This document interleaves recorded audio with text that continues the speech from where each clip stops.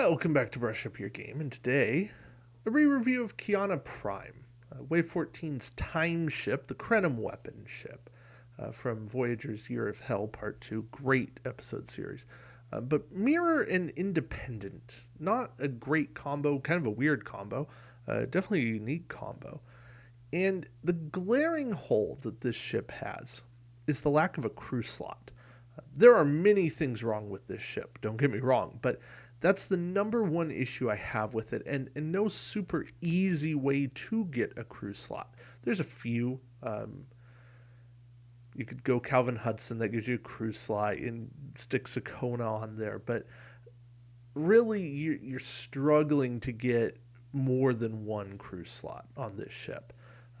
You can get more weapon slots. You can go cold storage units with a tech that's the Breen tech. So you could stick a lot of weapons on here. But what are you really going to do with all of that?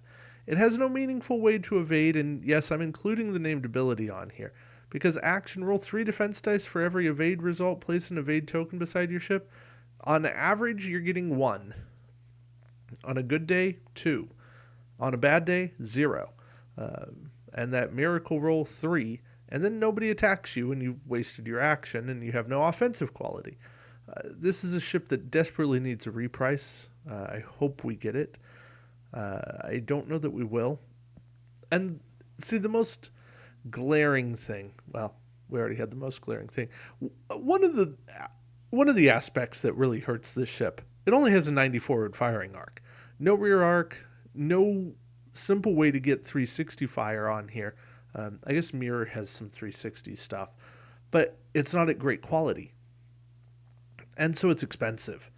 And without cheap crew to discount those weapons or to bring them in easily, it's all just expensive. This becomes more of a mission piece.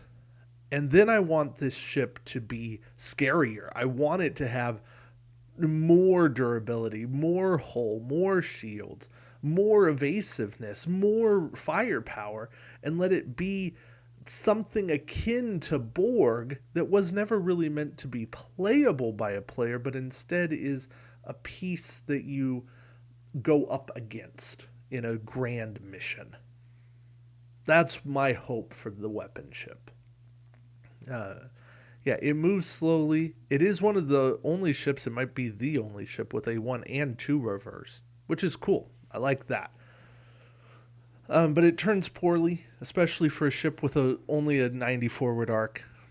It's just going to have a tough day being a competitive flying ship. The generic shouldn't even exist, as is 2 tech and a weapon slot for 28. No, bad.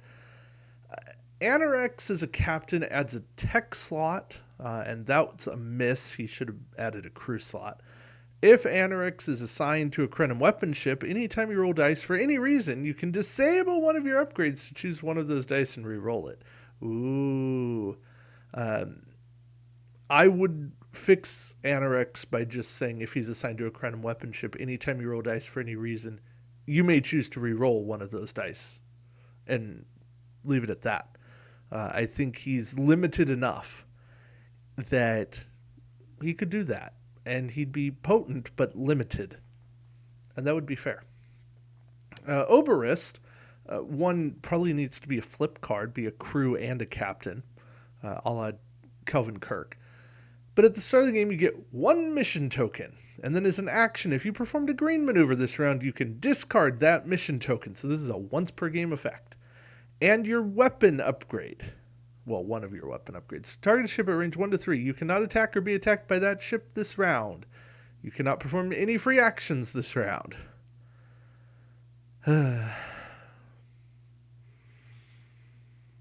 So much that I would change about this. How about you cannot attack that ship cannot attack this round. If you're going to go through that as a once per game effect, it needs to be better. All right, then we have Causality Paradox, a 5-point talent. Action, discard this card. Target a ship at range 1 to 3. Discard an upgrade of your choice on the target ship.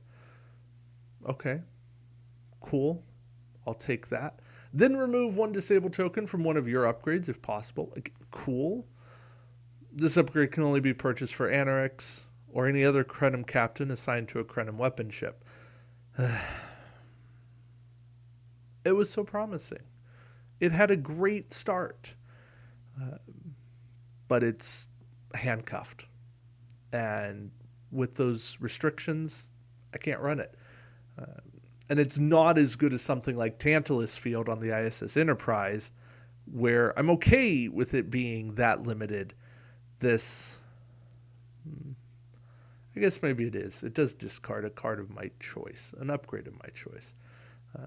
And I get a disable token off. But still, tough sell for me. Temporal Incursion is a 8 dice, 9 point, range 3 weapon. Still not worth it at 9 points. Attack, target lock, spin your target lock. Discard this card to perform the attack. In addition to normal damage, for every uncancelled crit, discard one upgrade at random on the target ship. Then for every uncancelled hit, disable one upgrade at random on the target ship. This upgrade can only be purchased for a Krenim weapon ship. I would hope so. It's a nice idea, but 8 dice with no modifications and having to spend a target lock that you probably just acquired because you're at range 3 and you're only firing from a forward weapon arc is a really tough sell.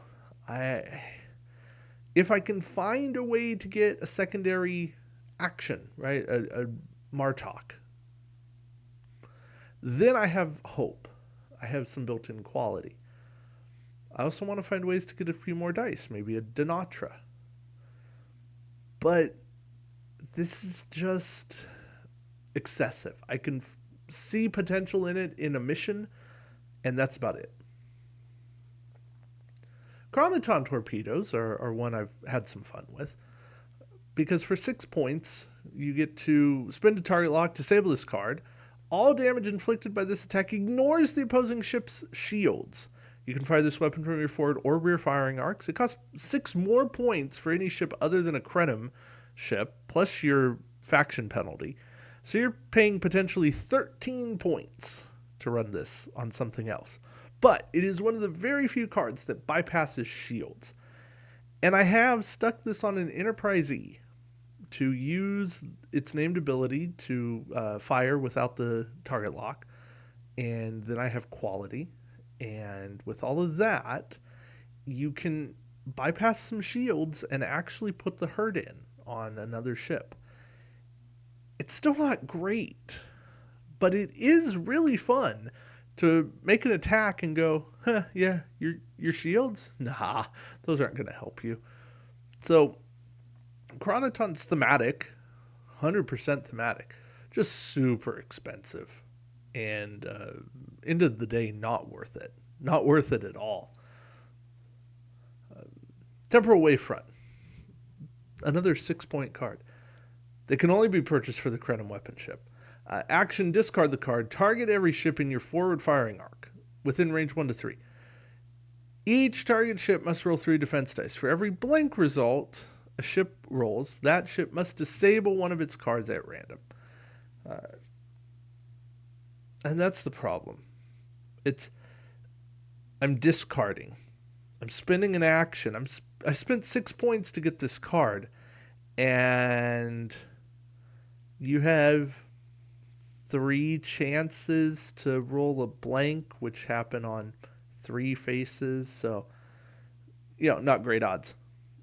And if you do your disabling random cards, it's a bad trade-off. Now, if I can somehow get all your ships in range, then it's potentially okay, but you could still roll great. And you still have better odds to not have stuff happen than to have stuff happen. It just doesn't set right with me. I need a guarantee with this card. The Temporal Wavefront affected everything until ships develop temporal shielding. Just, yeah, to be really thematic. Then we have the temporal core, another 6-point tech. As an action, disable the card. Hey, we get to use it again if we want. Just costs 2 more actions. When defending this round, all ships roll 2 less attack dice against your ship until the end phase. This action cannot reduce an attack below 1 attack die. You cannot perform any free actions this round. Okay, this one at least feels thematic and feels slightly worth it because making somebody roll less attack dice is better than me rolling more defense dice. But the trade-off here, it's still too expensive. I do like that it affects all ships that want to attack me. So in a scenario where it's me versus everybody, and I think that is how the Kyana Prime mission goes. It's several ships against Kyana Prime. This has a place. This has something that will help you survive. But it's phrases like you cannot perform any free actions this round that really hurt. And lastly, we have Spatial Distortion. Action, discard this card to remove your ship from the play area and discard all tokens that are beside your ship except for Ox Power tokens. During the end phase, place your ship back in the play area. You cannot place your ship within range 1 to 3 of any enemy ship. You can only use this on the Krenim weapon ship. Again, cool idea, just expensive, follows in the warp jump notion, except you keep your Ox Power tokens. And you come back in the end phase, so you can't make an attack. It's fine. It's not a great card, and it's so limited. I don't want much of anything to do with it. This pack desperately needs a few things. One, it needs time tokens, and I will continue to say that. 2, it needs cheaper cards. It needs a cheaper ship. It needs, I'd even say flip cards would be hyper thematic for it. And it needs a ship that has crew on it, because crew make ships do better things. And without crew, this just feels lacking. The tech are fine, they're interesting, but they just don't do enough. And I think that's the issue that I have here. So anyway, Kyana Prime, cool idea, awesome model, but not enough. End of the day. I'd still track it down because I think Kyana Prime is going to see some help in adversaries from the Delta Quadrant. And once it does, I think it's going to be all the more difficult to find a copy of at that point. So anyway, that's it for me. Thank you all for watching. And until next time, keep brushing up your game. Take care.